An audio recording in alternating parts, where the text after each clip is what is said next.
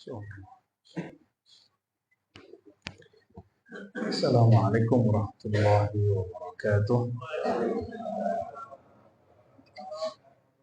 Alhamdulillah wassalatu wassalamu ala ahabbi al-khalqi ilallah. Allahumma salli ala Sayyidina Muhammad wa ala ali Sayyidina Muhammad, amma ba'du. Udah bapak-bapak, kawan-kawan yang berkan Allah. Bakso Minang bahasa Indonesia. Campur-campur salah. Ya kalau lupa lo bahasa Minang ya. Tiagina bahasa Minang petunggu belain jujur kalau gendang. Baik, mungkin ada yang sudah dari tahun sekian berhijrah dari kampung ya. Kalau kami dari 2004, mungkin ada yang lebih awal, ada yang lebih akhir. Itu hanya masalah gerak dan takdir. Dan apa yang menarik, justru di kampung kita nggak jumpanya di rantau. Semoga ini tanda arwah kita yang dulu pernah bersaksi di hadapan Allah, pernah berjumpa dan hari ini, malam ini diperjumpakan kembali. Amin ya Rabbal. Jadi kami datang ke seorang ulama besar di Madura. Beliau lama di Arab. Karyanya semuanya dalam bahasa Arab. Kita jangankan bahasa Arab, bahasa Indonesia pun belum tentu punya tulisan. Beliau karyanya lebih dari 50 berbahasa Arab dan sebagian dicetak di penerbit-penerbit Arab. Itu beliau awal kami datang langsung menyambut dengan hadis innal arwaha junudun mujannada. Sesungguhnya semua ruh itu seperti junud. Junud itu tentara mujannada yang dikomandoi. Tentara itu lebih solid daripada orang biasa, benar nggak? Kalau komandannya mengatakan kumpul. Kalau komandannya mengatakan pulang. Komandan memerintahkan push up. Semoga di sini yang dituakan orang yang kata-katanya didengar. Kumpul semua ya. Kalau ada konflik-konflik, baik urusan agama, urusan bisnis, itu bisa dibereskan dengan urusan rohani. Amin ya Rabbal alamin. Jadi kata beliau, kalau orang udah pernah jumpa dulu di alam rohani, apapun kejadiannya, sejauh apapun jaraknya, pasti jumpa. Namun kalau dulu nggak pernah jumpa, walaupun tetanggaan rumah di bumi, tidak akan pernah kalau jumpa itu asik. Jadi sekali lihat langsung buang muka. Jadi kita itu Bapak Ibu, ada di bagian sini namanya otak reptilia. Hanya 10%. Reptil atau reptil, ular, binatang-binatang reptil, itu awal jumpa orang dia buang muka. Gitu. Coba lihat ular, apapun misalnya kayak cicak, buaya, awal jumpa dia buang muka. Itu namanya otak reptilia. Berpikirnya sempit, jadi kalau ngeliat orang langsung curiga, merendahkan. Kalau mohon maaf, kalau pedagang itu biasanya langsung, wah ini sakunya sekian nih tebal ini ya. Kuat ATM-nya banyak lah. Mengukur orang lain dengan materi.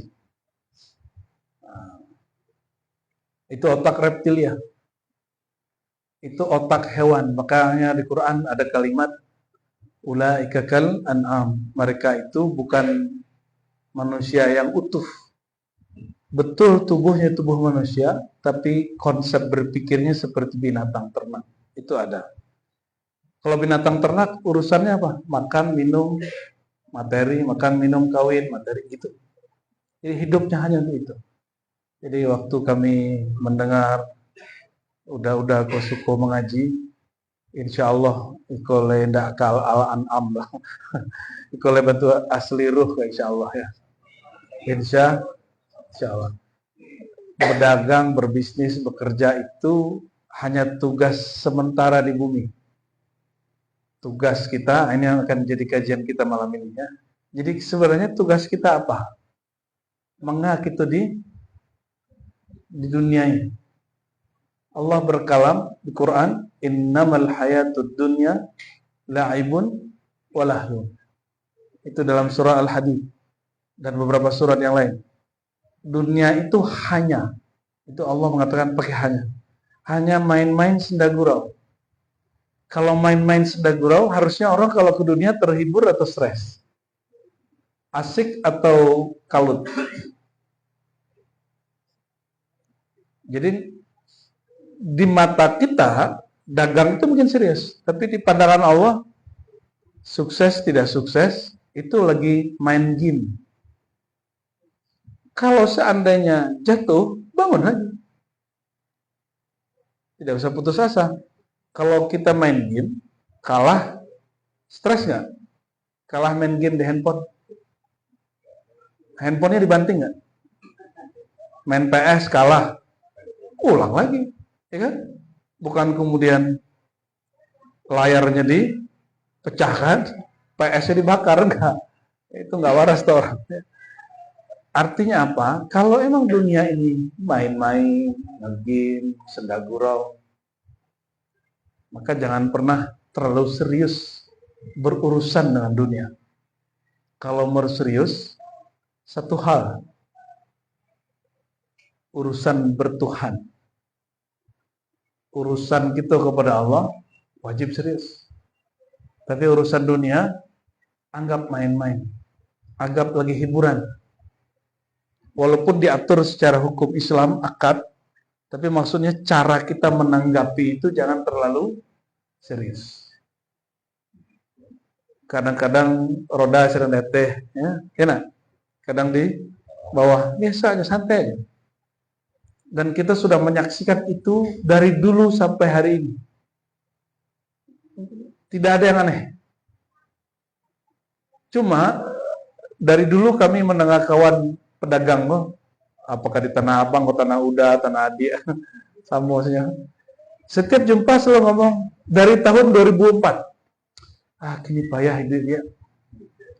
Kita tidak akan meminjam, tidak akan meminjam piti, baru sebut lah itu kecil. Lah curiganya akan minjamnya.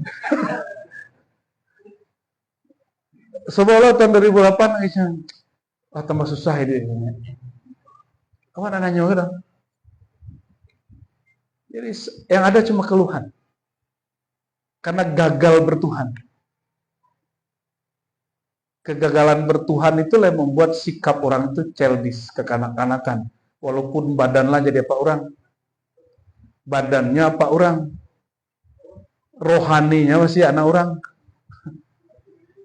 Nah, tinggal pilih. Ya. Itu akan tetap menjadi kekanak-kanakan atau menjadi dewasa secara rohani. Nah, kajian yang standar karena kajian tugas, jadi kajian pembuka di setiap kajian kami buka dengan surat Zariyat, wa ma khalaqtul jinna wal insa illa liya'budun. Tapi kita baca dengan pemahaman yang selama ini kita perjuangkan. Yang sering dibuka orang, tidak aku ciptakan jin dan manusia kecuali untuk beribadah. Akhirnya dalam bayangan orang, beribadah itu umroh, haji, sembahyang malam, sembahyang jemaah. Itu aja. Itu ubudiyah. Kalau ibadah tertinggi bukan itu. Liya'budun, agar menyembah aku, beribadah kepada aku, dijelaskan oleh para ulama di antara para sahabat dan tabi'in, ibadah itu kata Sa'id bin Jubair, afdalul ibadat an ta'rifal ma'bud. Seafdal ibadah itu engkau mengenal siapa yang engkau sembah.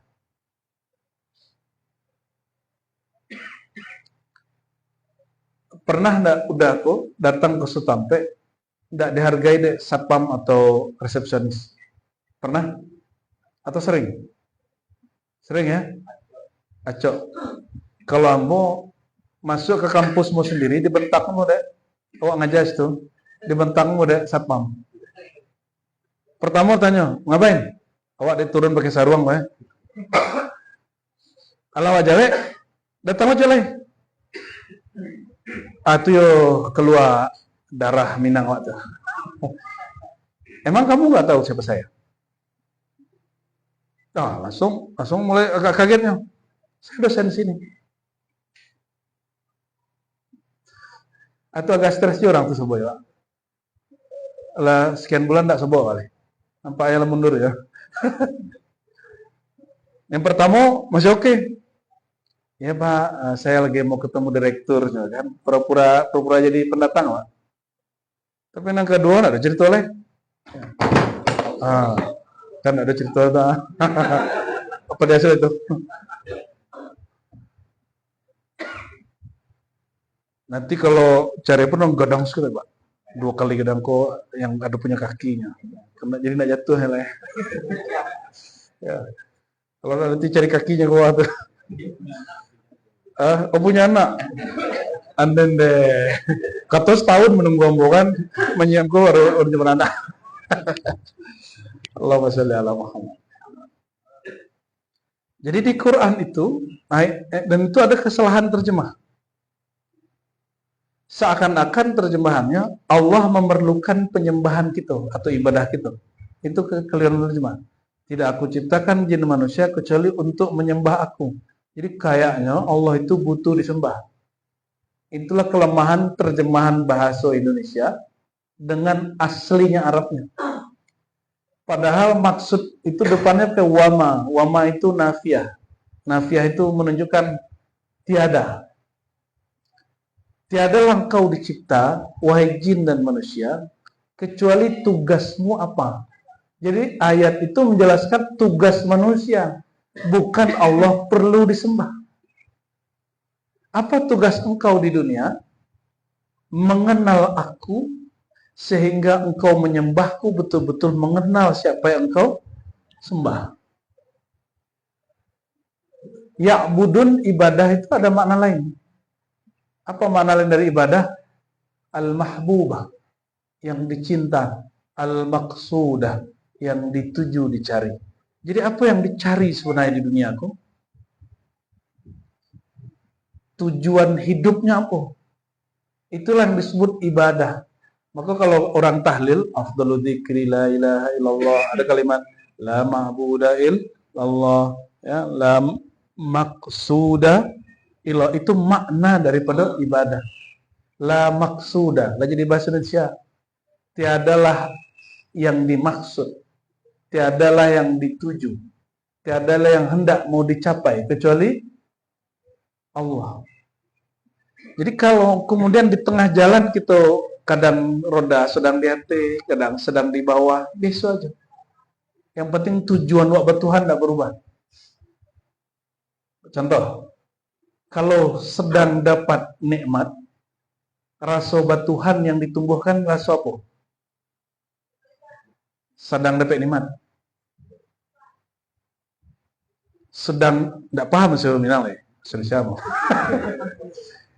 Di saat udah ini dapat nikmat sukses dari Allah, dapat proyek besar dari Allah, maka rasa bertuhan yang ditumbuhkan rasa apa? Syukur. Kira bahasa Indonesia Bang.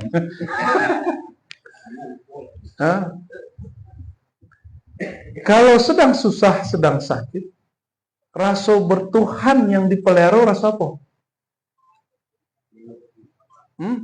Mengeluh atau bersabar? Bersabar, ya kan? Jadi mau senang ataupun susah, ketuhannya tidak boleh berubah, rasanya bisa berubah.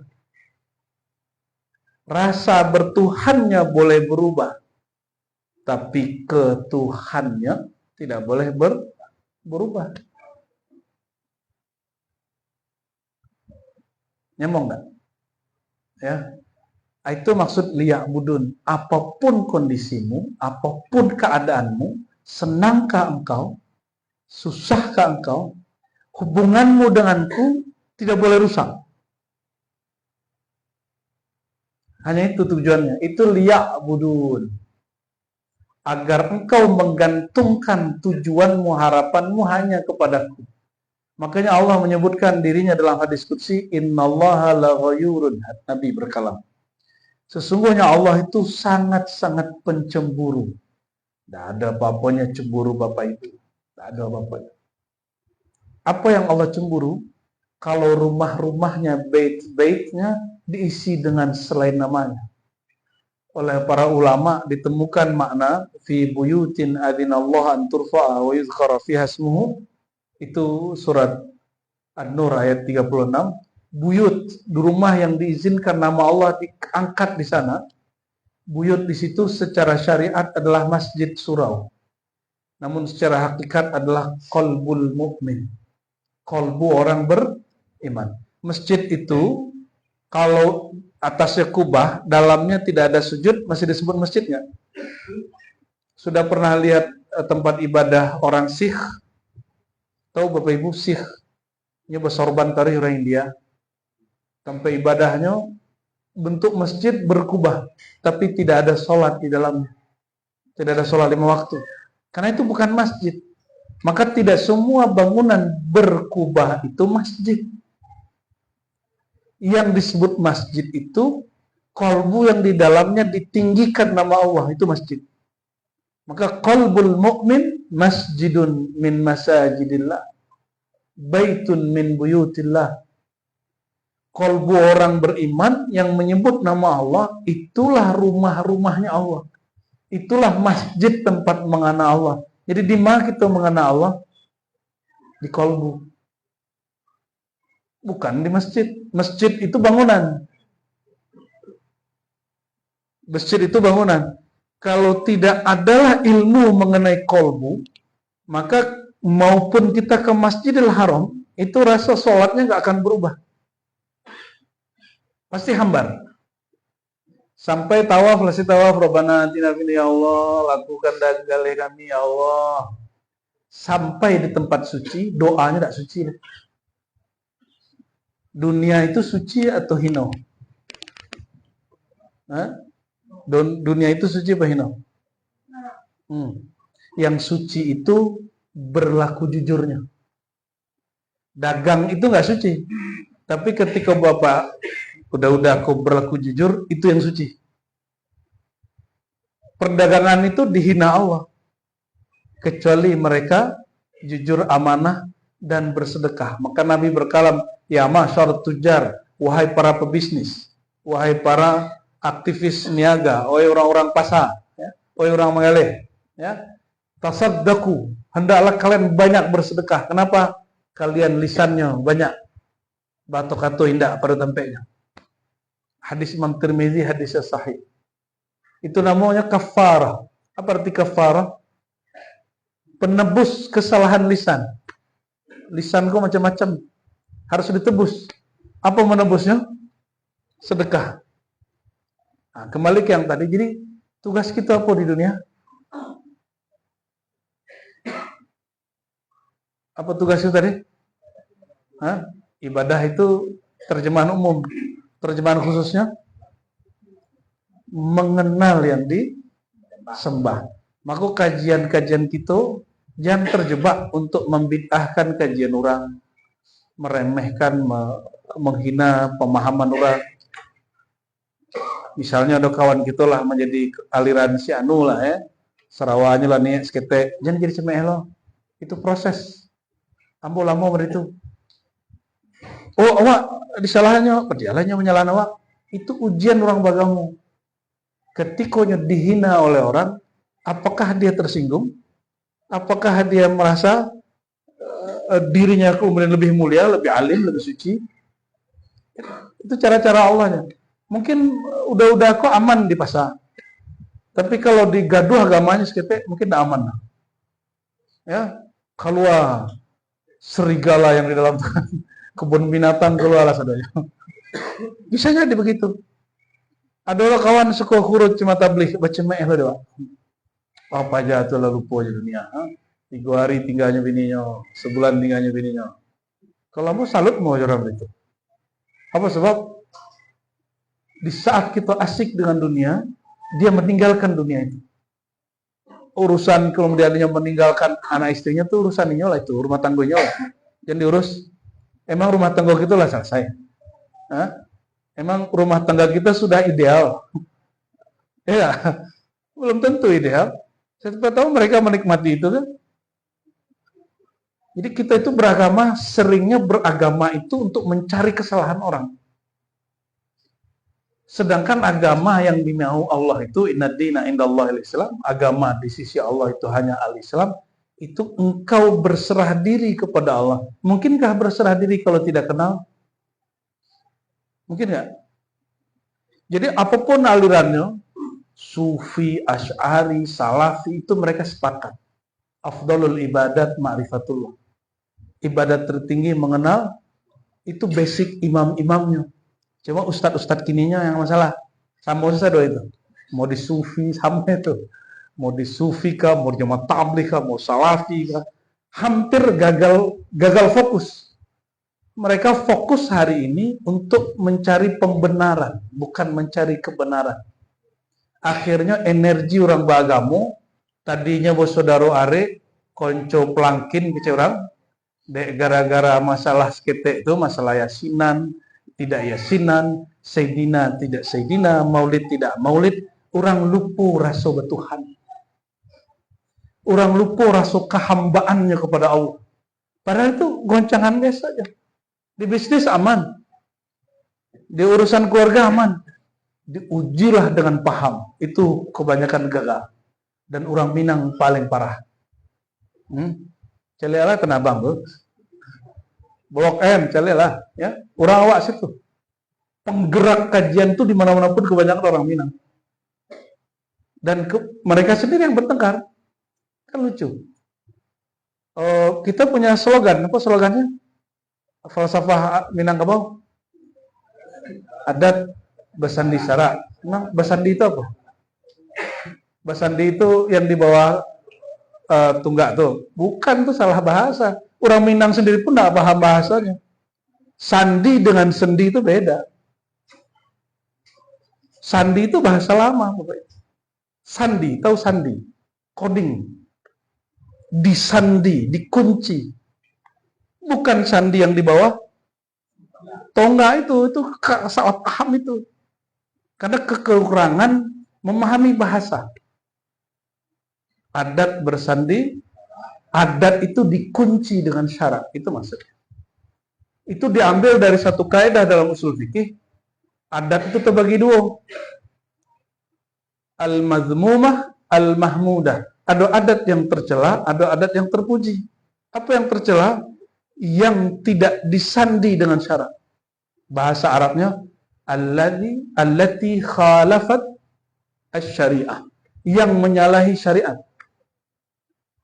Ya. Kalau yang mahmudah, yang terpuji, wafaqat asy-syariah, yang berkesesuaian dengan syariat. Itu yang disebut sandi, bukan sendi. Sandi dengan sendi tak lain. Ya. Itu lama kami belajar itu, Pak. Dan baru berubah setahun 2 tahun itu. Baru mengerti bahasa Minang yang lama itu. Kita belajar filologi, manuskrip, tulisan-tulisan jadul, baru bersobok mana. Ya. Jadi tugas kita apa? Mencari kesalahan kawan, membid'ahkan kawan, mangke bendera Banang Basahwa, atau menjaga rasa betuhan. Mana tugas kita apa? Bagaimana? Bismillah.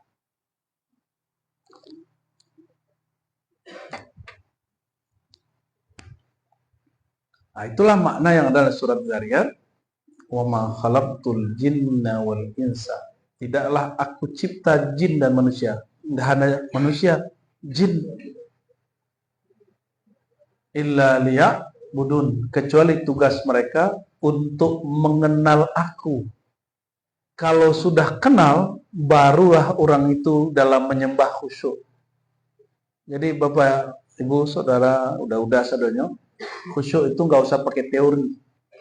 Khusyuk itu ketundukan, kesyahduan. Bila orang syahdu dan tunduk, kalau nyo kenal, maka kau nggak usah teorinya pakai picing mato, tangannya dirapain, pahami arti, itu kebanyakan teori itu. Kalau ambo pastikan Bapak Ibu nih, udah kok, khusyuk itu harus mengerti yang dibaca. Bah kira-kira, kabur nak. Berarti harus belajar nahu sorof. Karena sarap lah sudah nanti. Nahu sorof tuh sampai kini ambo lo khatam ngaji lah. Sampai gini, nahu sorofku banyak sekali. Ada yang basic, ada yang di atas basic, ada yang di atas basic, alun menengah lah itu. Ada yang mutawasid, ada muntahi, masih banyak. Sampai kini kita ketemu kitab-kitab yang unik-unik dalam bab nahu sorof. Apa udah aku harus kita cekokin menerjemah dan belajar gramatikal bahasa Arab? Mati su'ul khotimah sudah. Sebab tidak bisa i'rab menjelaskan makna dan posisi-posisi kalimat la ilaha, kan itu yang ditanya malaikat nanti dalam kubur. Apa pertanyaan malaikat di dalam kubur? Apa gramatikal dari man rabbuka gitu? Siapakah Rabb kamu? Man adalah huruf istifhamiyah. Rabb isim. Nah itu loh. Nah, itu pertanyaan. Jadi pertanyaan malaikat apa di kubur? Berapa kali engkau umrah? Tuh, nah, masuk tuh. Berapa kali sembahyang? Nah, tanya itu loh. Tadi ikut salafi, sufi atau jemaah tabligh, nah katanya. Lah barangkali haji, nah ditanya loh. Saya itu udah ada yang nyatat. Sudah selesai urusannya. Pertanyaan malaikat itu pertanyaan yang menjadi tugas yang ada di surat Zariyat. Man rabbuka? Siapakah Tuhanmu? Kalau bahasa awaknya, kenalkah engkau Tuhanmu? Telahkah engkau bermakrifat kepada Tuhanmu? Itu pertanyaannya. Kira-kira dijawab aja jawabnya tuh. Ya benar ya Allah. Nanti yang menjawab kolbunya. Di kolbunya tersimpan nama Allah, itu yang keluar. Kalau di kolbunya tersimpan rupiah, dolar, pinjaman, utang, dan segala macam, itulah yang keluar. Itu jenis jawabnya. Kira-kira lah siap menjawab itu nanti. Kalau itu jangan mati dulu lah. Harus hidup dalam ilmu. Oleh karenanya, ini di mana-mana kami ulang. Surat Muhammad ayat 19 tidak bicara bab fikih. Bab jahar tidak jahar, sir dan sir, jamaah tidak jamaah yang hari ini orang debat. Apakah la ilaha sampai tidak sampai? Tidak, itu yang diperdebatkan di Quran. Al-Quran berbicara ilmu. Fa'lam annahu la ilaha illallah. Fa'lam arti fa'lam apa?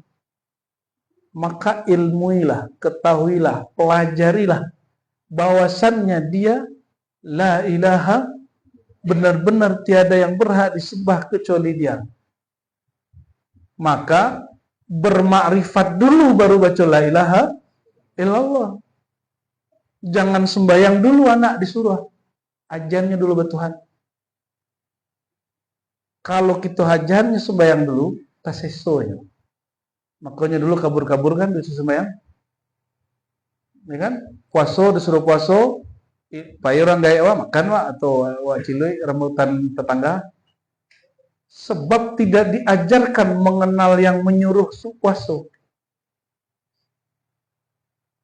Kira-kira di Tanah Abang, di rumah, di Mekah, Allah yang mengawasi semua. Allah di Tanah Abang, Allah di Jakarta, Allah di Masjid, Allah di Masjidil Haram, semua. Apapun yang kita lakukan, detail nak dalam pandangan Allah. Detail. Berarti Tuhan di Mekah, ya Tuhan di Jakarta semua. Tuhan nan dulu di Golo Gandang semua. Kalau begitu, kemanapun kita pergi, Rasa dipandang itu ada enggak? Itu yang disebut ma'rifat. Rasa diawasi itu ada enggak?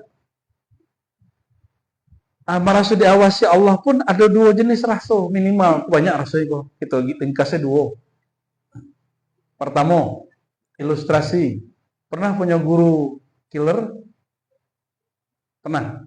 Gurunya killer, bukan ibunya, mamanya Darci kan?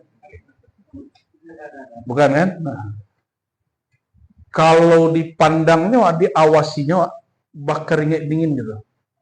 Dan kita ingin menunjukkan sikap serapi mungkin dan serajin mungkin. Betul nggak? Gurunya killer. Awak bersikap rapi, tapi keringet dingin. Pernah lo punya guru dan favorit? Diawasinya gitu. Kita bersikap rapi, menampilkan sebagus-bagusnya, bukan keringet dingin. Hati babungo-bungo. Manan tujuh. Ayyuhuma ahabbu ilaikum. Ya jamaah. Al-awwal wal thani. Ma yang lebih indah dilalui. Yang pertama atau yang kedua? Yang kedua. Itulah Rahman, Rahim Allah. Allah itu lebih sering menyebut dirinya penyayang, atau Allah lebih sering menyebut dirinya tukang mengawasi, tukang ancam. Mana yang lebih sering? Tapi kok kita mendidik anak awak jangan ancaman? Awak jo kawan kita yang baru mengaji, baru hijrah, baru sadar ya. Belain paham saya kita ancam ya. Ya, samo saja yang belajar sifat 20, yang belajar tauhid yang 3, uluhiyah yang kelompok salat samo. Kita itu kalau beda paham kita mancam orang. Sinan pun mancam juga kata bid'ah, suka mancam juga kata ente jahil. La ta'rif rabbak. Kau tak tahu kenal Tuhanmu. Bentuklah kenal mana wajah Tuhan ini. Ya. Itu kegagalan metode atau sistem pendidikan atau dakwah Islam di semua aliran. Yang mana imam-imamnya dulu tidak bermaksud begitu. Imam-imamnya bermaksud menyebar Rahman Rahimnya Allah. Maka Imam Abu Yazid, Imam Salafus Saleh berkalam, ikhtilafu ulama'i ummati rahmah. Kalau ulama yang berbeda pendapat rahmat. Tapi kalau jamaah ya jadi masalah. Ya. Kalau yang berbeda pendapat coba ulama, siapa ulama? Bukan doktor LCMA. Ulama itu di surat Fatir ayat 27, innama yakhsyallaha min ibadihil ulama. Yang disebut ulama bukan yang bergelar-gelar itu. Ulama itu yang kolbunya ada rasa takut kepada Allah, rasa segan kepada Allah. Itu yang ulama. Maka Pak Imam kita menyebut ulama itu ada dua. Ada ulama intelektual, itu nak masuk. Itu hanya ulama menurut makhluk. Ulama yang hakiki, ulama rohaniah. Yang rohaninya, kalbunya kenal Allah, lalu dia berhati-hati dan takut kepada Allah. Bekalam lain Mu'ta'ilah Sekandari, ya, masih disebut ulamakah orang yang mengikuti hawa nafsunya, tidak takut kepada Rabbnya? Masih disebut jahilkah, awamkah? Orang yang awam, tapi hatinya takut kepada Allah, kenal kepada yang disembah. Bah kira-kira. Jadi tidak usah begitu hati, tidak pernah masuk pesantren. Tidak masalah. Pesantren itu kebanyakan kini hanya mendidik jadi ulama intelektual. Tidak mendidik menjadi ulama rohaniah. Ini yang sedang kita lagi bicarakan dengan banyak kiai-kiai. Bahas supaya santri kok tidak hanya cerdas baca kitab, tapi cerdas membaca bahasa hati dan kolbu. Dulu mau masih ingat, dulu di negeri kita ada tarbiyah Islamiyah, ada tawalid dan segala macam. Dulu santri-santri di zaman dulu, mereka selesai ngaji 7 tahun ke 6 tahun, mereka belajar zikir, belajar ilmu-ilmu mengenal Allah. Begitu dulu. Sampai hari ini ada lembaga tahfiz di Kudus. Selesai santri hafiz Quran, tahfiz, diajarkan zikir sholawat dan zikir kolbu. Akhirnya Quran itu tidak hanya di otak, tapi tembus sampai ke dalam kolbu. Sehingga si santri ketika memimpin sembahyang, bukan merasa didengar oleh jamaah, tapi merasa diperhatikan oleh Allah yang disembah. Kalau didengar jamaah, ini ranca-rancaan suaranya mirip-mirip sudes, ya kan? Supaya nanti jamaah yang pernah haji umroh mengumrohkan ini. Ya Allah, imam kita suaranya bentuk sudes. Wajaklah tongku imam ko ke masjid, ke Masjidil Haram. Ada nanti godaan begitu. Itu pengalaman ambo. Pengalaman ketika sholat tidak dengan nama Allah. Lisan menyebut Allahu Akbar. Allah Maha Besar. Dalam hati ada yang ngadang warancan suara ada yang ngancak. Rukuk kita bagus-baguskan, rukuk aku yang bagus. Sujud kita lama-lama, sujud aku yang paling betul. Ya, sarung kita rapi-rapiin. Nah, ini sarung sesuai sunnah. Ini amalku. Sadonya aku. Baru buka Assalamualaikum. Yang ada merasa aku paling mengamalkan ajaran Rasulullah. Aku jadinya. Itu sering terjadilah di diri ambo ketika ambo dulu sedang mencari kebenaran itu. Jadi kalau ditanya lah sobok lun. Kira-kira kalau ditanya itu seumur gini lah sudah kenal Allah belum? Kira-kira bila kenal Allah kalau ini susah, ya susah baru menangis mana? Ya, jadi kalau susah sembahyang tahajudnya menangis, sembahyang Jumat pun menangis. Ya Allah, itu susah ya Allah. Oh jadi tuan-tuan udah kok supaya menang dalam sembahyang, dia lagi susah dulu. Kalau begitu susah setiap hari supaya menangis dalam sembahyang setiap hari. Ya. Nggak mau kan? Bukankah ada orang bahagia dan dia menangis? Perempuan dan sebagian laki-laki, mereka menikah dan mereka terharu lalu menangis. Guru murid berjumpa setelah sekian lama tidak jumpa lalu menangis. Anak dan orang tuanya sudah lama nggak jumpa lalu menangis. Itu tangis sedih atau bahagia? Asbab kenal. Karena dia kenal. Awal memandang Ka'bah, nangis enggak? Kok nangis? Emang kenal. Kita kenal, cuma kita amnesia. Ya. Di situ ada Hajar Aswad, apa kata Allah? Hajar Aswad yaminullah fil ard. Hajar Aswad itu dari surga, itu tangan Allah di muka bumi. Allah menyebut Hajar Aswad itu tangan Allah. Mengerikan gitu. Ya, makanya berebutlah orang dari manapun untuk memegang Hajar Aswad. Sayyidina Umar lihat Hajar Aswad. Apa kata Sayyidina Umar? Swat. Swat artinya apa? Tam. Mai tam. Kalau indaklah guruku baginda Rasulullah pernah mencium engkau, aku tidak akan mencium engkau. Apa paham Sayyidina Umar? Engkau ini batu, kami manusia. Khalifah di muka bumi kami, bukan engkau. Lebih mulia Hajar Aswad atau Rasulullah? Mari kira-kira. Mana? Lebih mulia Hajar Aswad atau Rasulullah? Pada tak? Mana betul? Pada tu juri juga. Lebih mulia Ka'bah atau Rasulullah Sallallahu Alaihi Wasallam? Ya. Namun tawafnya orang kepada Rasulullah bukan tawaf jasad, tawaf kolbu. Makanya setiap orang yang pergi haji umrah, hatinya tidak tawaf kepada Rasul, itu dapat dipastikan haji umrahnya tidak diterima. Apa sebab? Perhatikan hadisnya. Nabi berkalam, khudhu anni manasikakum. Hadis Sahih Bukhari. Kalau dalam bahasa Arab, ada kata yang didahulukan pertanda penting. Kalau pelajarilah manasikmu dariku.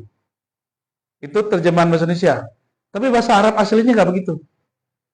Pelajarilah dari aku cara haji dan umrohmu, manasikmu, nusukmu. Kalimat mana yang lebih dahulu? Aku atau manasiknya? Khuzu, ambillah anni dari aku. Manasikakum, cara nusuk kamu. Manasik itu bukan latihan haji umroh. Manasik itu kumpulan ibadah saat haji dan umroh. Fokusnya di mana? Di manasiknya atau pada Rasulullahnya? Di mana fokusnya di mana? Tapi banyak orang pergi haji umroh, ini tes case ya. Ma'rifatullah tidak jalan. Lebih mementingkan manasiknya daripada Rasulullah. Kita nggak bahas ini sunnah bid'ah, ini bahas bab terima kasih. Lam yashkurin nas lam yashkurillah malam yashkurin nas. Tidak bersyukur kepada Allah orang yang tidak menghargai jasa makhluk. Makhluk yang paling berjasa kepada kita siapa? Yang mengenalkan kepada kita haji umroh itu siapa? Rasulullah. Betul? Yang mengajari tata cara umroh itu haji tawaf dengan pakai baju, dengan pakai kain tanpa berjahit, itu Rasulullah bukan? Ya, dulu di situ berhala, orang kalau tawaf telanjang. Berarti si pengajarnya ini itu ruhnya haji umroh.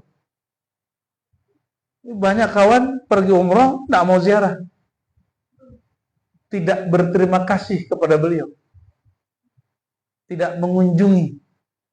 Awak datang ke rumahnya, awak makan makanannya, tapi awak tidak salamannya. Paham tak? Bab adab seketeknya, bab tipis-tipis.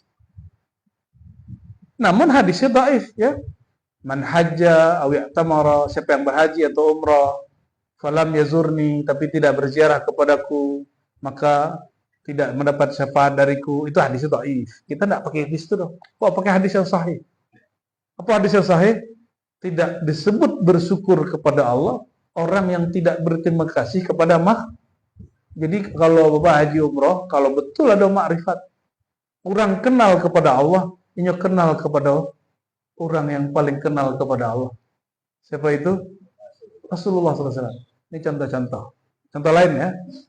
Nabi berkalam. Nabi itu mengajarkan kalau sembahyang itu jangan sibuknya orang lain.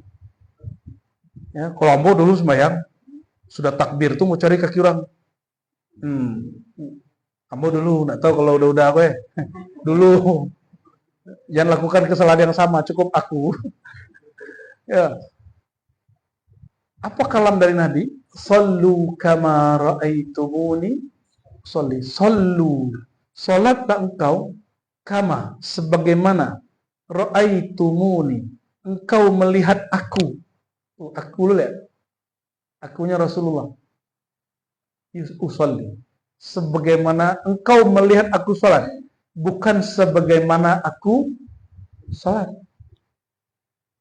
Itulah dasar kenapa tata cara sholat berlainan antara sahabat, dilanjutkan kepada tabi'in, dikumpulkan oleh para imam, bernama mazhab. Jadi mazhab itu bukan buatan Syafi'i, Maliki, Hanafi, enggak. Mazhab itu kesimpulan perbedaan murid-murid Rasulullah, yaitu sahabat. Cuma karena orang mengkaji agama bukan dari dasarnya, bermazhab dianggap tandingan Rasulullah. Langsung saja kepada Rasulullah. Itu tanda gagal paham. Itu lambo dulu tuh. Nggak usah bahasa mazhab dong. Langsung saja ke Rasulullah. Sudah tua bawa kitab hadis. Kitab hadisnya Sahih Bukhari. Digalamo di guru. Enak. Sahih Bukhari itu dikarang oleh imam dari Uzbek namanya Imam Al-Bukhari. Bukhari itu berguru kepada imam mazhab bernama Ahmad bin Hanbal. Lalu murid imam mazhab Yang kedua namanya Humaidi, murid Imam Syafi'i. Belum murid yang ketiga, murid Imam Malik, Imam Maliki, namanya Kutaibah. Lah, atuh karingit dingin wa dicekat-cekat di guru atuh. Ya. Imam Bukhari sendiri tidak langsung kepada Rasulullah. Imam Bukhari dengan Rasulullah. Bukhari lahir 194, Nabi wafat tahun sebalik. Lai sebuah aja Nabi. Lalu Imam Bukhari langsung ke Nabi atau lewat gurunya? Inyo salinlah kitab gurunya, inyo cari satu hadis namanya Innamal A'malu Binniyat, dari Uzbek dia cari sampai di Makkah basobok murid Imam Syafi'i. Namanya Atu Humaidi. Atu Humaidi mengajarkan satu hadis Innamal A'malu, sesungguhnya amal berdasarkan niat. Dari Imam Bukhari Imam dia tidak langsung ke kitab dah. Dikejarnya dari Uzbek sampai di Makkah. Lah pernah main tuang jalan sejauh itu? Lah pernah? Berapa ribu kilo? Kira-kira 1000-an kilo. Di zaman itu tidak ada pesawat, tidak ada kereta, tidak ada bus. Lah kita bayang? Imam Bukhari tidak langsung kepada Rasulullah. Imam Bukhari mencari pewaris Rasulullah. Karena Imam Bukhari lahir, Rasulullah sudah wafat. Imam Bukhari lahir, sahabat sudah tiada. Imam Bukhari remaja, tabi'in sudah mati semua. Imam Bukhari mulai ngaji, tabi'ut tabi'in tersisa hanya 1-2. Maka Imam Bukhari mencari murid dari tabi'ut tabi'in, generasi keempat, kelima, keenam, ketujuh. Tidak ada yang langsung. Makanya beliau berkalam, sholatlah kamu sebagaimana engkau melihat aku. Ada yang melihat Nabi sembahyang? Nah, ada. Kalau yang mau langsung berguru cium tangan kali. Sebagaimana sahabat mencium tangan Rasulullah dan itu tidak syirik. Sahabat disebut sahabat Rasulullah karena memandang Nabi, beriman ke Nabi, wafat dalam percaya kepada Nabi. Itu disebut sahabat. Abu Jahal, Abu Lahab jumpa Nabi, le percaya aja Nabi, matinya mati kafir. Le sahabatnya musuh Nabi.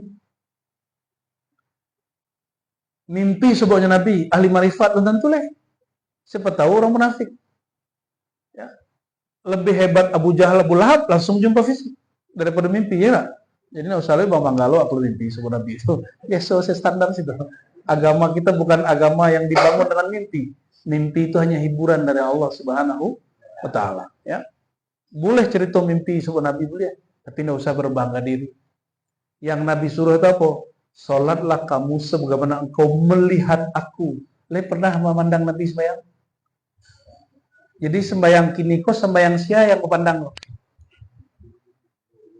Sembahyang siapa yang dicontoh? Kalau terjemahan lain, salatlah kamu sebagaimana engkau mencontoh gerakan aku dalam salat aku. Kalau cara Nabi sembahyang dengan Nabi sembahyang lain. Nabi tidak berkalam, salatlah kamu seperti aku salat. Kalau Rasulullah salat baru takbir, surga neraka langsung nampak. Allah terasa dekat. Kalau gitu kan lain. Maka kita tidak dituntut sholat semakom dengan Nabi. Tidak sanggup kita Bapak Ibu. Ada yang sanggup? Baru takbir, rasonya neraka di kida, surga di kanan, Allah di hadapan. Tidak bisa. Itu di Sahih Bukhari itu. Apa kata Nabi? Jika engkau sholat, ya, janganlah meludah ke depanmu atau ke kananmu. Fa innallaha tijaha amamikum. Karena Allah ada di hadapanmu. Itu baru orang yang meyakini Tuhan di langit udah di aras. Sedangkan hadis tentang sholat, Allah itu di hadapan. Kiranya itu bukan untuk dipertentangkan. Itu bab pengalaman rohani dan adab-adab kerohanian. Jadi kalau sedang sembahyang, rasakan Allah di hadapan. Allah tidak butuh tempat. Nah, tipis-tipis tuh. Jadi sembahyang udah-udah kok mencontoh Rasulullah atau mencontoh siapa? Ada orang nulis buku sifat sholat Nabi. Seakan-akan engkau sholat seperti melihat Nabi. Kira-kira kalau baca buku itu baca lihat Nabi, Pak? Pak kira-kira? Di gue videonya mantap tuh. Ya oleh benar itu Rasulullah sembahyang. Orang tuh baca hadis, Imam Syafi'i baca hadis, Imam Malik baca hadis, Imam Bukhari baca hadis, Imam Abu Hanifah baca hadis. Itu cara takbirnya lain. Meletakkan tangan setelah takbir pun lain. Kalau gandang, tangannya di mana sudah takbir? Di dado, di antara di atas pusat sekete atau di bawah? Di atas pusat. Itu cara sembahyang saya tuh. Cara sembahyang saya tuh tanya maksudnya. Sekedar coba. Guru di surau. Ya. Betul guru di surau. Itu sudah betul jawabannya. Tapi kawan ambo lah maka saya mau dulu. Oh, enggak boleh. Mau ikut guru enggak boleh. Langsung kepada Rasulullah. Kecewa dulu ya. Kamu kalau mencari orang itu kini tersenyum mau enggak berang boleh. Apa sebab? Engkau masa laluku. Ya. Kaberang kok awal dulu sama itu. Terus kamu ngomong berangkat diri sendiri. Enak. Coba jalan keluarnya. Orang itu harus diajak diskusi, bukan diajak benci membenci. Bid'ah memid'ahkan. Nah, begitu orang beriman bersaudara. Saudara itu diputuhinya silaturahmi wak sambung. Ndak disaponya wak salaminya. Ya. Dibentaknya wak imbaunya lelo. Dihinanya kita muliakannya. Itu baru saudara. Kalau enggak, mungkin dulunya nak sobok di alam sinanto. Ya. Mungkin dari dulu lah bercakap aja nurnya di alam sinanto. Kira-kira Bapak Ibu Saudara yang bukan Allah, itu pertanyaan-pertanyaan untuk menggelitik kita, membongkar mungkin ada bagian rohani intelektual awak yang tidur. Semoga pertanyaan-pertanyaan tadi sengaja ambo acak muaranya cie wa ma khalaqtul jinna wal insa illa liya'budun. Ya. Kita ini hidup di dunia bukan untuk jadi pedagang, jadi pebisnis, jadi ustadz, jadi mu'alim, jadi pegawai, enggak. Tugas kita, tugas utama kita apa? Mengenal Allah, menjaga rasa kehambaan kepada Allah yang disembah. Maka semakin kenal orang kepada hakikat dirinya, semakin kenalnya kepada rububiyah Allah Subhanahu wa taala. Semakin kenalnya kesejatian dirinya, semakin khusyuknya dalam menyembah uluhiyahnya Allah Subhanahu wa taala. Dan semua mereka ulama sepakat untuk tidak sepakat. Sepakat itu apa? Dalam cara mengenal, tapi mereka sepakat bahwa mengenal itulah ibadah tertinggi.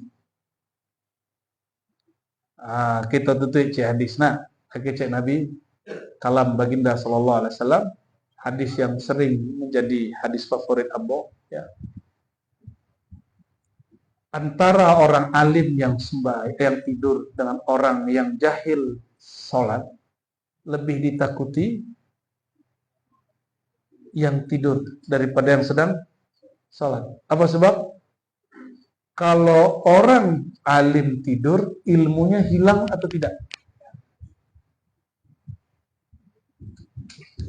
Al-alim an-naim akhwafu ila syaitan minal jahil alladhi yusalli. Al-qaim, ya.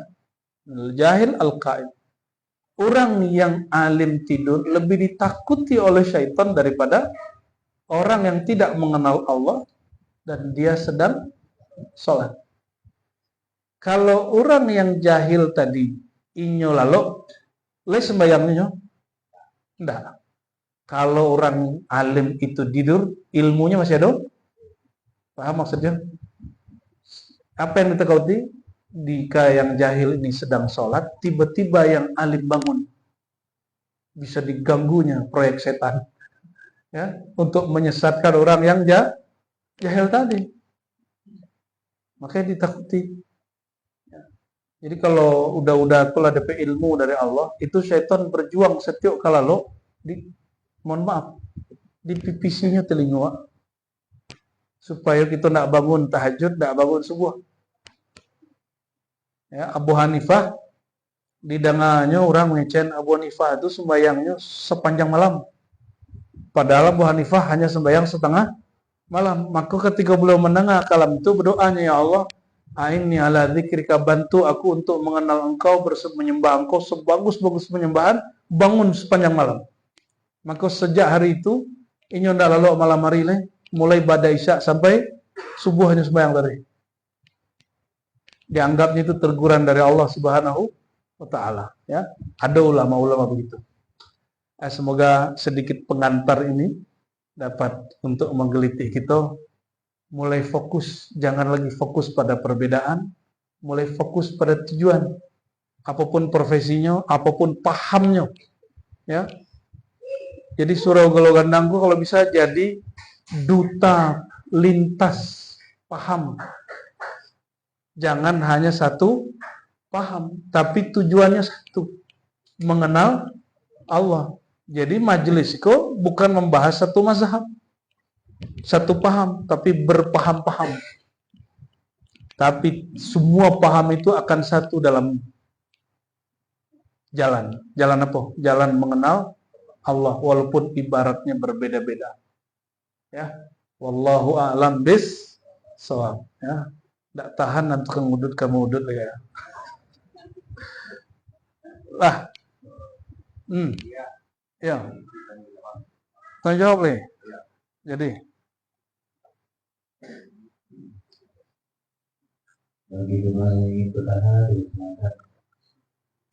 3 pertanyaan.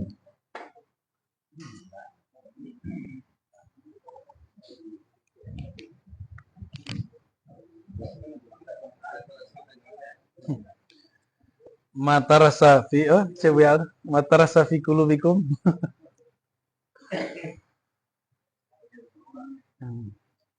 Ya kalau formal-formal itu enggak ada orang nanya dong.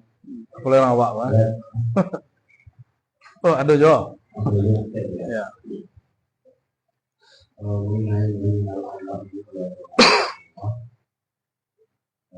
Saya pernah sering dengar kata-kata mengharapkan sesuatu fakat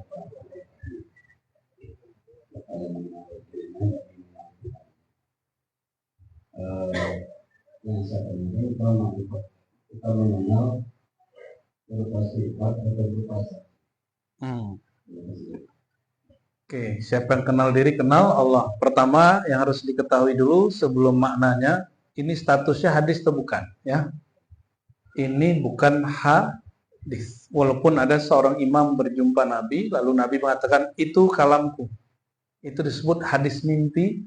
Hadis mimpi bukanlah hadis, dia setara dengan ilham. Ya. Namun ada seorang imam dalam mazhab Hanbali namanya Ibnu Qudamah menjelaskan dengan redaksi yang lain.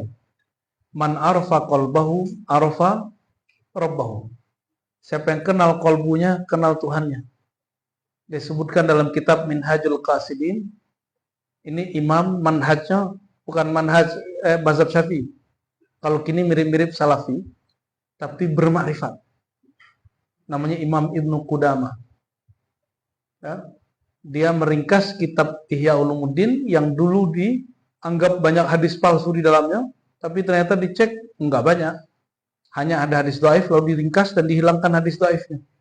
Gantilah kalimat itu menjadi bukan siapa yang kenal dirinya kenal Tuhannya, tapi siapa yang kenal kolbunya, dia kenal yang menguasai kolbunya, yaitu Allah Subhanahu wa Ta'ala. Artinya mereka sepakat ini bukan hadis Nabi, namun di saat yang sama mereka sepakat kalau kalam itu benar. Semakin orang kenal dirinya siapa, semakin dia tahu bagaimana cara dia menyembah Allah Subhanahu wa Ta'ala. Lalu apanya yang dikenal? Tergantung. Jika dia kenal nama dirinya, dia akan kenal nama ilahinya. Jika dia kenal nama sifat dirinya, dia akan nama sifat Allahnya. Jika dia kenal siapa zat dirinya, dia akan mengenal pintu menuju zat Allah Subhanahu Ta'ala. Tapi itu pintu sudah dikunci oleh Rasulullah SAW. Sehingga tidak diizinkan kita memikirkan zat Allah. Hanya diizinkan merasakannya. Kecuali nanti Imam Mahdi, begini boleh. Yang boleh membuka itu duanya. Rasulullah, Imam Mahdi. Apa sebab? Soalnya Imam Mahdi itu kata Nabi, ismuhu ismi, nama dia sama dengan namaku. Maksudnya ilmu dia, ilmuku satu. Di luar itu tidak sanggup. Hatta para nabi, masih ingat Nabi Musa minta perjumpaan dengan Allah. Apa kata Allah? Hai Musa, perhatikan bukit Tursina itu, gunung Tursina. Aku akan menampakkan nurku, bukan namaku, bukan sifatku, baru nurku, bukan zatku apalagi. Jika dia bertahan, engkau satarani, akan melihat aku. Itu dalil ngaji makrifat itu wajib. Selevel Nabi Musa bertanya, baca roh memandang engkau ya Allah. Nah, makrifat nggak tuh? Makrifat itu. Selevel Nabi Musa meminta pertemuan itu. Tapi kan tidak hak Nabi Musa. Yang berhak jumpa Allah bukan Nabi Musa, tapi Nabi Muhammad SAW. Maka Allah tampakkan nurnya, belum zatnya. Belum sifatnya, baru nurnya. Kepada Tursina, hancurlah Tursina. Pingsanlah Nabi Musa. Itulah Mi'raj Nabi Musa. Jadinya baru jumpa kalau pingsan. Dipingsankan dulu, dimatikan dirinya dulu, barunya kenal Allah yang Maha Hidup. Maka waktu Sayyidina Musa bangkit, beliau kemudian memuji Allah dan kalimatnya seakan-akan dia telah berjumpa dengan Allah SWT. Ya. Lain dengan Nabi Muhammad SAW. Jantungnya, kolbunya dibersihkan sampai berkali-kali waktu kecil dan remaja dan sampai dewasa. Lalu diizinkan berjumpa dalam keadaan jaga. Itulah Nabi Muhammad. Nabi gitu. Maka Nabi Musa berdoa, ya Allah, izinkan aku jadi Nabi akhir zaman. Aja jawaban Allah, la ya Musa. Ya. Tidak, wahai Musa. Di akhir zaman sudah ada nabinya. Nabi Musa langsung pasang badan kedua. Kalau begitu ya Allah, izinkan aku jadi umatnya. Sallallahu alaihi. Udah aku pernah meminta dulu nak. Bakok talahiyah jadi umat Nabi Muhammad. Nabi Musa meminta, awak nak minta terlahir jadi umat Nabi. Maka sujud syukurlah setiap hari. Terima kasih ya Allah, kami engkau jadikan umat Nabi tersayang. Nabi yang engkau undang jumpa denganmu. Nabi yang engkau sebut namanya dengan namamu. Allah itu namanya Rauf Rahim. Di surat At-Taubah, Nabi Muhammad dikasih nama dengan dua nama itu. Raufun Rahim. Itu luar biasanya Nabi Muhammad itu. Walaupun Rauf Rahimnya Nabi Muhammad tentu tidak seperti Rauf Rahimnya Allah. Gitu dah. Ya. Jadi kenal, ada kalimat itu belum sempurna. Siapa yang kenal diri, kenal Tuhannya. Siapa yang kenal Tuhannya, binasalah dirinya. Fana namanya. Siapa yang kenal Allah, dia tidak lagi memandang dialah yang berperan. Ini kalau udah aku kenal Allah, bisa mengumpulkan orang di siko, tidak ada rasa jumawa atau jumawa. Kalau ndak ada, no ada sarung puar. Hilang tuh. Ya. Awak-awak jo. Muncul kalimat itu tanda kita tidak kenal Allah Subhanahu wa taala. Ya. Orang beriman itu kan izin Allah. Allah yang kasih izin. Ya. Alhamdulillahilladzi hadana li hadza wa ma kunna linahtadiya laula an Allah, itu ayat Quran. Kalau Allah tidak teteskan nur hidayah di kolbu, maka kita semua tersesat. Jadi beruntunglah. Jadi kalau ke depan beda-beda paham seketek itu maklumilah. Sahabat-sahabat tuh balain paham besok. Ya, dan mereka kalau berbeda paham adu dalil, bukan adu dengkul.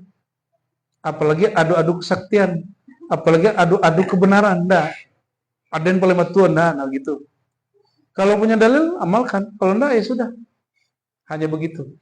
Namun, yang mengerti dalil kan bukan orang awam. Yang mengerti dalil orang awam atau orang ulama.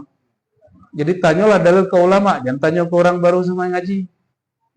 Ya. Dan tanya orang dalil yang tentu. Itu ya, ada sekolah. Sekolahnya nak sekolah dalil. Kalau nanya dalil ke MUI atau tanya kamu, saya amalan, kamu hafal hadisnya. Alhamdulillah. Apapun Pak, sebutkan saja hadisnya, amalannya mau hafal hadisnya. Mulai dari jago lalu sampai lalu balik. Dan semua rukun Islam tuh. Sekitar 200 sampai 400 hadis yang basic. Kita hafal hadis hampir 2000 dulu. Ya, insya Allah masih ingat lah. Ya, ditanya di spelling ya. Insya Allah ya.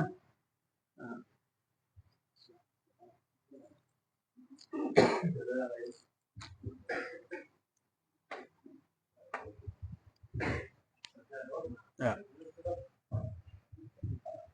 Enak.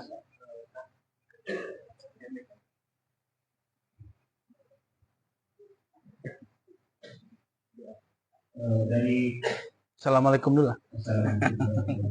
Assalamualaikum.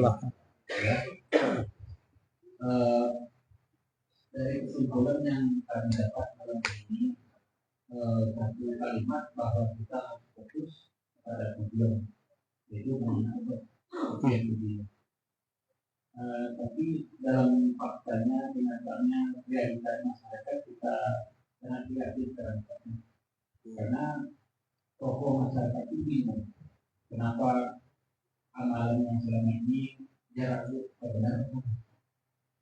Bahkan orang yang sudah biasa beramal di kampung, nanti di Jakarta dia langsung berubah total dan sebagainya. Jadi amalan di kampung itu gimana? Ini saya kasih pertanyaan. Sholatlah kamu sebagaimana engkau melihat aku sholat. Jadi dalil kita sembahyang Sahih Bukhari atau guru awak? Leso bawa Imam Bukhari? Enggak, Imam Bukhari wafat 256 Hijriah. Kini berapa? 1446 Hijriah. Leso bawa Imam Bukhari? Oh, kita punya bukunya, ya. Terjemahan lah, terjemahan. Terjemahan itu sudah mengalami pemaknaan yang berbeda dengan teks asli. Ya. Jadi kapan orang itu mulai meragu dengan amalnya? Karena dia tidak mengerti hakikat dalil. Dalil itu ada yang tertulis di kitab, ada yang tidak tertulis hidup, namanya syekh, guru, ustadz, yang dia mempunyai sanad ilmu, silsilah keguruan, bersambung kepada para imam terhubung kepada Rasulullah SAW. Itulah dalil terkuat. Siapa yang berkalam begitu dulu? Imam Ahlus Sunnah di zaman Salafus Saleh, wafatnya di abad kedua, namanya Imam Malik bin Anas, guru Imam Syafi'i. Apa kata beliau? Lebih tua dari Ibnu Taimiyah, lebih tua dari Muhammad bin Wahab bin Bas dan lainnya. Bukan orang belakangan. Ini imam langsung murid sahabat, murid tabi'in. Malik ini jumpa dengan Ibnu Umar, tapi berguru ke murid Ibnu Umar dan anaknya. Kata Malik, saya kalau berdalil lebih mendahulukan dalil amalan guruku di Madinah. Walaupun dapat hadis, kalau orang Madinah tidak beramal, guru-guruku tidak beramal, aku tidak jadikan itu dalil. Maka ada ungkapan amal ahli Madinah, maksudnya amal guru-guruku di Madinah. Jadi yang mengatakan guru itu dalil siapa? Imam Salafus Saleh, imam zaman terdahulu, abad kedua Hijriah, generasi yang melihat sahabat Nabi yang diberkahi, berguru kepada para tabi'in yang diberkati, namanya Imam Malik. Jadi kalau kita berdalil, apa dalil kita sembahyang berkunut, tidak berkunut? Tinggal sebut guruku si A berkunut, guruku si A tidak berkunut, itu dalil. Yang penting orang itu emang punya guru sebelumnya, bukan hasil ikut-ikutan. Awak baca kitab, mau baca kitab Syaratul Hadis, masuk di kepala. Coba udah baca kitab tuh, lihat masuk hadisnya. Maka dalil itu yang di kitab atau yang di dada guru? Dalil itu paham guru atau lembaran kertas? Paham guru. Berarti pemahaman guru itulah hakikat dalil yang diikuti. Amalan guru itulah terjemahan sunnah yang diwarisi. Jadi sunnah Nabi itu dimawa jumpa lewat amalan pewaris Rasulullah. Disebut pewaris apa? Ulama pewaris sunnah Nabi. Apa maksud ulama pewaris sunnah Nabi? Udah punya apa? Warisan. Barang kok diwariskan kepada anak, ya kan? Dari anak diwariskan kepada cucu. Terus sampai nanti barangnya itu mungkin sudah diolah-olah, tapi barangnya itu maka ulama sahabat mewariskan ke ulama tabiin mewariskan. Jadi mereka dulu nggak ada buku. Umar bin Abdul Aziz pangeran belum jadi khalifah saat itu hadir di majelis hadis, lalu salin penjelasan gurunya huruf per huruf.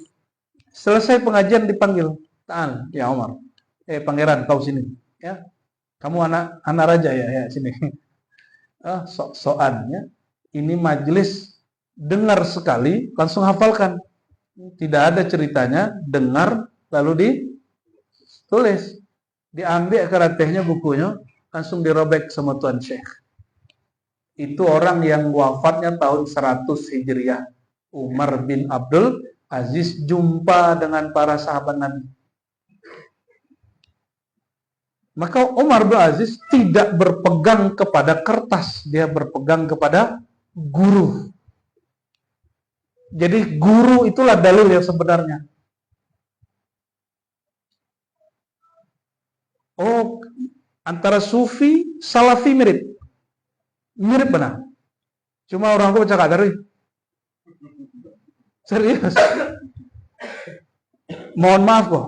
Ambo lah sobok sufi, hadisnya lebih banyak daripada salafi. Ambo lah sobok salafi, sembayangannya lebih banyak daripada sufi. Makasih aja mereka. Si sufi hadisnya banyak. Si salafi hadisnya paling kullu bid'atin dolalah. Ya. Jadi lah disebutkannya 10 hadis dari sufi, tidak dipercayanya dari sesalafi apa. Kata ustadku nggak begitu. Kata imamku Syekhul Islam Ibnu Taimiyah nggak begitu. Oh, berartinya berdalil kepada gurunya. Si sufi pun sama. Walaupun dibid'ahkan 1000 kali dan dianggap sesat beribu-ribu kali oleh salafi, tetap saja bertawasul. Sebab apa? Gurunya bertawasul. Dari gurunya bertawasul dan diyakini sampai ke Rasulullah bertawasul. Dan mereka tidak menganggap itu bab ibadah. Itu hanya bab kaifiat, bukan bab akidah. Sedangkan salafi mengharamkan bab yang sama dalam perspektif yang beda. Jadi masalahnya apa? Mengenal Allah atau tidak, itu aja masalahnya. Kalau mereka mengenal Allah, nanti itu bisa diselesaikan persoalannya. Itu contoh dah ya. Jadi kalau ada di kampung aman, mungkin tuanku imam itu kan gala dari Allah kan oleh. Ya. Tiba di Jakarta ditanya orang, "Ma dalil sembahyang, doa sudah sembahyang?" Indak tahu bukan berarti indak ada. Ya kan? Ambo khawatir kalau majelis kau jadi majelis dalil, isinya nanti mencari kesalahan orang nggak tahu dalil apa. Ya. Ambo hafal dalil yang membid'ahkan dan dalil yang tidak membid'ahkan, Pak. Keduanya sekaligus. Dalil doa sudah sembahyang, paham? Dalil yang membid'ahkan doa sembahyang pun paham? Dalil kunut itu seketek. Dalil tidak kunut lebih banyak. Apal gitu sadanya tuh. Dalil tahlilan zikir keras itu banyak dalilnya. Zikir lembut itu seketek dalilnya. Kita hafalkan dalil sadanya. Tapi di kepala kamu itu jadi indah. Nggak tahu di kalau udah jadi panjang. Ya. Dalam wawasan yang Allah berikan kepada kita, kiranya pelangi itu indah. Pelangi itu tidak mungkin satu warna. Warnanya pasti beragam. Ada ilmunya, ada ilmu yang mengerat, menggabungkan berupa dalil yang berbeda, karena sumbernya kan satu, Rasulullah. Mungkinkah dalil yang sama-sama bersumber dari tokoh yang sama, lalu dalil itu bertentangan? Mungkin tidak. Jadi yang bertentangan apa? Pemahaman orang yang menerimanya. Jangan-jangan apapun kelompoknya hari ini, itulah faktanya. Rasulullah tidak mungkin kontradiktif. Mungkinkah satu sosok ini ambigu? Ada yang mengatakan Rasulullah ambigu? Jadi ketika mau menjelaskan di salah satu wilayah di Sumatera, ini dalil yang bolehkan, dalil tidak bolehkan. Silakan Bapak Ibu pilih. Beranglah cek jamaah apa-apa gua. Aja Pak tuh. Ustadznya tidak tegas. Islam itu tegas, Ustaz. Itu bertanya mau. Sebanyak kok dalil menyebutkan mana yang lebih Islam ambo tapaknya. Apa dalil cek dalil sih apa aja. Innama amlu binniyat wa suruh ulang apa ya. Kira-kira ketika mau menyebutkan dalil pro kontra dan mempersilahkan untuk memilihnya, lebih Islamiamu atau orang yang hafal dalil? Kira-kira udah mah. Tapi bagi siapa tuh Islam terus tegas. Islam itu harus hitam putih. Iyo, indah. Emang gitu? Iya mana gitu? Itu Islam versi Bapak, bukan Islam versi Ambo. Apalagi Islam versi Allah. Islam versi Allah itu Ar-Rahman Ar-Rahim. Allah dalam bismillahnya dulu. Rahman dan bakok kita hitam putih. Berarti cek harus hitam-hitam saja, putih-putih saja. Nauzubillah, summa nauzubillah. Kita sedang mengerdilkan rahmat Allah. Imam Malik, Imam Salafus Saleh itu dimintalah kitabnya sebelum kitab Sahih Bukhari muncul, kan ini belum lahir, Bukharinya belum lahir. Namanya kitab Muwatta oleh Al-Ma'mun, Khalifah Abbasiyah, khalifah tercerdas yang pernah ada di sepanjang zaman Abbasiyah. Apa kata Ma'mun? Wahai Tuan Imam, izinkan aku menjadikan karyamu sebagai konon kitab undang-undang untuk seluruh wilayah kekhalifahan. Ini imam tinggalnya di Madinah dan tidak pernah keluar Madinah kecuali ke Mekah haji umrah. Apa jawaban beliau? Wahai Tuan Khalifah, bukan aku tidak mau, tapi para sahabat setelah Nabi wafat, mereka ada yang menetap di Madinah, ada yang menetap di Syam, Suriah yang sedang konflik, baru kemudian kembali aman. Itu Abu Darda di situ. Ada yang ke Persia, ada yang ke Irak. Di Irak ada Basrah, Abu Musa al-Asy'ari, ada yang ke Kufah, Ali, ya, ada ke Basrah, Hamad bin Zaid, ada yang ke Kufah, macam-macam. Maka, kalau engkau pakai kitab aku, nanti akan diprotes oleh murid-murid sahabat yang ada di luar kota. Boleh jadi paham kita berbeda, karena dalil yang aku dapat hanya sekian, mereka dapat dalil yang berbeda. Itu imam paling cerdas di zamannya tuh. Kini ada orang yang merasa paling cerdas nak meritunya. Ya, belain jaden. Nah, bukan. Astagfirullahal. Itulah tugas ambo memberantas orang-orang, bukan orangnya. Pemahaman orang itu mau berantas. Baik di kelompok yang tadi menyebut dirinya Sufi, Asy'ari ataupun Salafi. Yang namuh belum, dan namuh enggak wala pasur. Ya. Kira-kira itu dah, ya. Jadi tugas awak mainan tuh diagih ke ahlinya. Mereka mungkin nemu bertanya dalil ke orang yang berdagang di Tanah Abang lagi mungkin. Itu menghina namanya itu. Udah sibuk menggalih di Tanah Abang. Apa dalil bismillah tidak dijaharkan? Itu menghina namanya itu. Tapi ambo agi buku, kau ada buku kau baca-baca di rumah. Itu membuka jalan namanya itu. Tapi kalau nanya dalil ke siapa? Ke ahli dalil. Tidak semua ulama itu ahli dalil, ada ulama ahli doa. Ya, dia tukang dorong doa. Ada ulama pakar dalil, dia sekolahnya sekolah dalil. Niatnya untuk menggabungkan sekian orang yang beda. Ada yang begitu. Nah, kita dulu 4 tahun dididik guru dengan 2 mazhab sekaligus dan beberapa manhaj sekaligus. Ya, alhamdulillah. Makanya kalau mencela orang beda-beda aku bentuk pelangi indah. Walaupunnya mencela awak sesak kalau yang sesak ada. Sesak mencela awak. Allahumma shalli ala sayyidina Muhammad. Ya, termasuk kata Sayyidina itu kan. Kalau orang mengerti dalil, itu santai ya Pak. Di Sahih Bukhari, Nabi menyebut sahabat Nabi dengan Sayyid.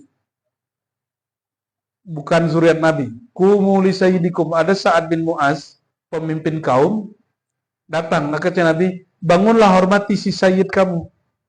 Kalau Sa'ad bin Mu'az bukan Nabi, bukan malaikat, Nabi sebut Sayyid, kira-kira Nabi lebih berhaklah disebut Sayyid.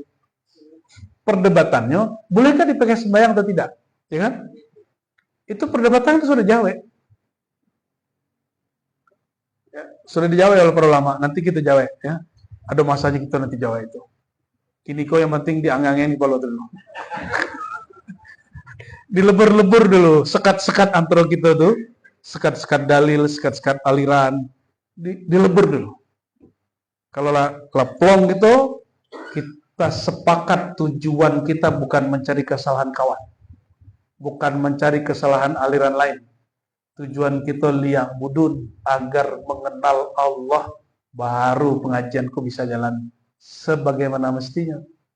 Ya. Insya Allah. Kalau enggak, nanti jadi perkumpulan lain.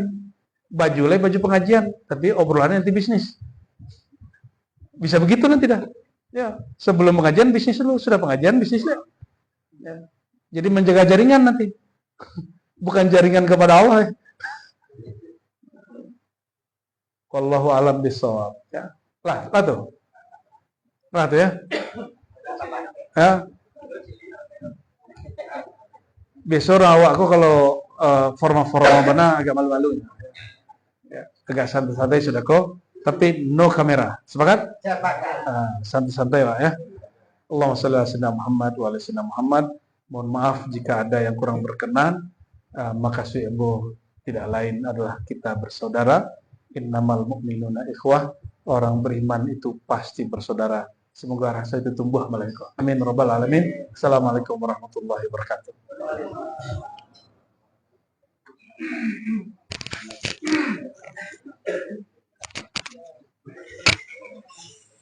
No kamera. Pindah.